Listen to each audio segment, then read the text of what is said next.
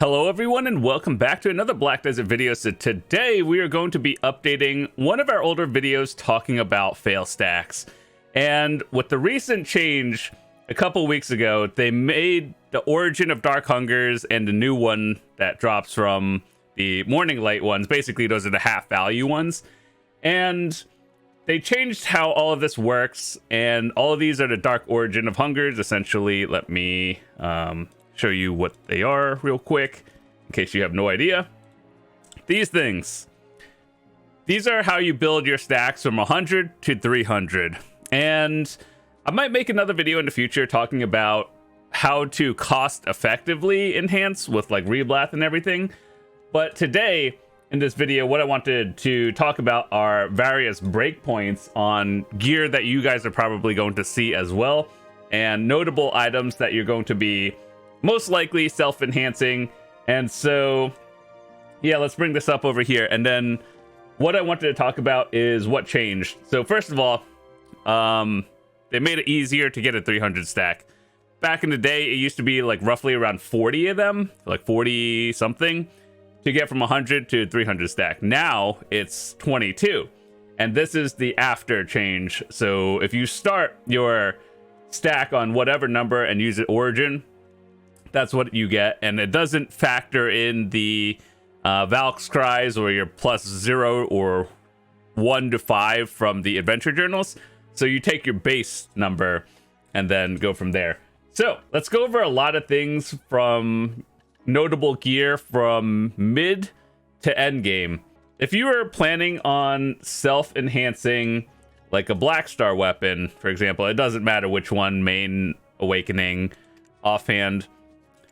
Usually for Tet, going from Try to Tet, I usually start on a 120-ish. I've seen people hit it on like 110 as well. But like 110 to like 170, maybe 180. So those are notable points for Blackstar from Try to Tet. And then Tet to Pen, you probably just use like a 200 plus. And then I still don't think you cron it these days with the current prices, but you start at like 200 and keep going. I would probably start it at 230 if you want to feel a little bit safer, or build the stack higher for, you know, a little bit less. It's always good. But aside from that, some other items that I want to talk about. Fallen God. We talk about this in our window shopping every episode. And one thing, let me show you real quick, is for every piece, it doesn't matter whether you're going for the armor, helmet, shoes, or gloves. Every stack that I have from base to pry, I usually start on an 80 to a 110, and then from pry to duo, 110 to like 130, 140-ish if you're really unlucky. Hopefully not a higher stack. From duo to try, you start at like 150 and then go up to 200.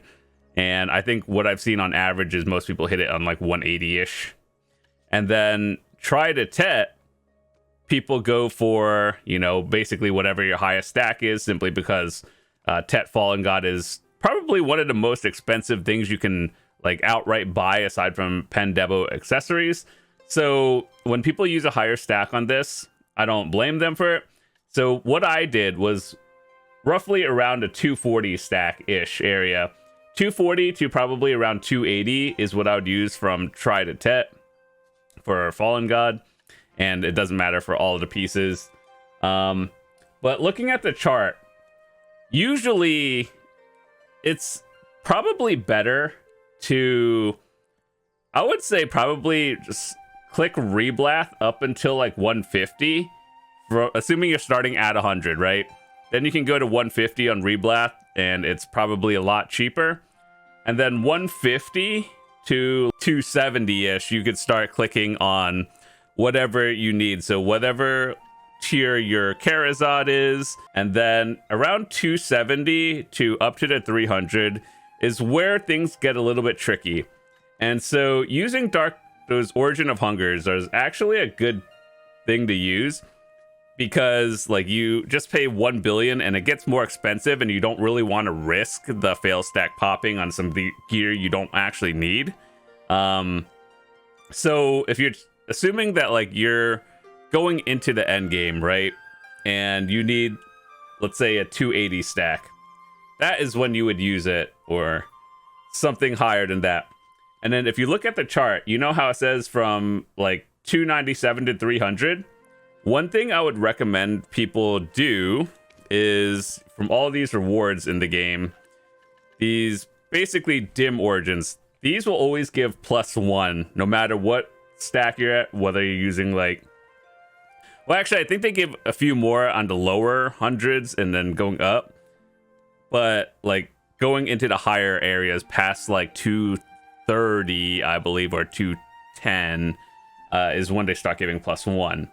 And so what I would recommend doing is, if you have a bunch of these origins just sitting around, the event ones, use it when things get really expensive. So probably above 290 is when I would start actually using them.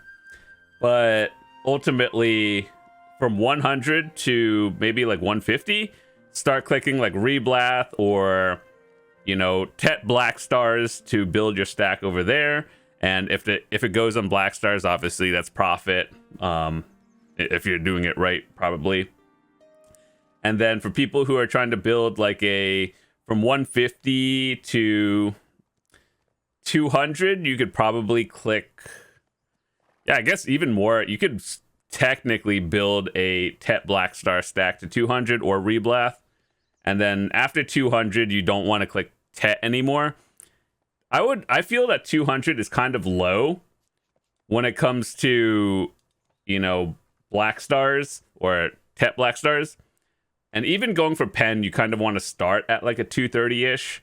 So I think that's fine to use origins between 200 and 230. And then after that, I would use the stack you have to start making your Kharazads and or Fallen God armors. But after that, once it gets to the higher levels, generally 250 or 230 to 280 is the baseline for the higher end Kharazads, from, I would say, probably Sep, which is 7 through 9. Sep to Nav is when you want to start, actually thinking about your stacks at a higher end point line. So yeah, notable things: from 200 to 250, lower tier Kharazads, 250 to 280, upper half Kharazads, and then you use the origins from like 290 and up to push it to a 300 plus. 300 plus your Valks and then your adventure journals. So the max you can get would overall be 315. But yeah, I just wanted to talk about, let's see, what else should we talk about? Sovereign is just kind of like a new game itself, and I feel like they really need to tone down the Agris number, especially at Oct. It's like 165 for a 1%. Like, good lord, that's insane. Let's talk about some Kharazad stacks. Hex, you use like a 200-ish. Hex to Sep. Sep to Oct, you use a 230. And then Oct to Nav is probably like a 270 plus, 270 to 280.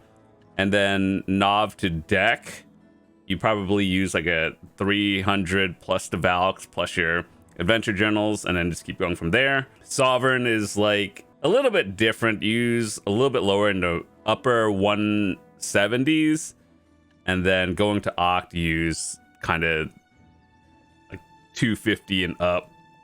So yeah, it gets kind of expensive. That's why I always tell people, always get triple pen Blackstars before thinking about going into Sovereign, simply because just enhancing it is extremely expensive. I understand people want to rush to endgame weapons and everything early on, but once you realized how expensive it is to enhance, and if your gear is not already near the end, then you have other upgrades to do. But with that said, we talked about Failstacks for Fallen God armor. We talked about Failstacks or Kharazad, sort of Sovereign, and the update for the Failstacks. So with that said, if you guys have any questions on accessories or anything, like let's say you're a beginner, yellow accessories, probably like 110 to 120-ish, and then start again, depending on what it is. If you're enhancing like distos, you might want to overstack. If you're enhancing Debarekas, you might want to overstack on those a little bit more too. You should be chroning them as well. But overall, this is the new change for all the Origin of Dark Hungers, and when to use the event ones that give +1 to maximize your profits and, you know, not spend, you know, an extra 1 billion on one fail stack. So with that said, if you guys have any questions on specific pieces of gear that I didn't talk about, feel free to drop in the comments. You can ask me or join the Discord. I'm happy to point you guys in the right direction.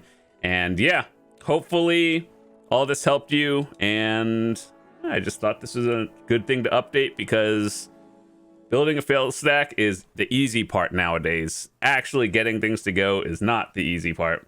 But with that said, I'm out. I'll see you guys tomorrow. Peace.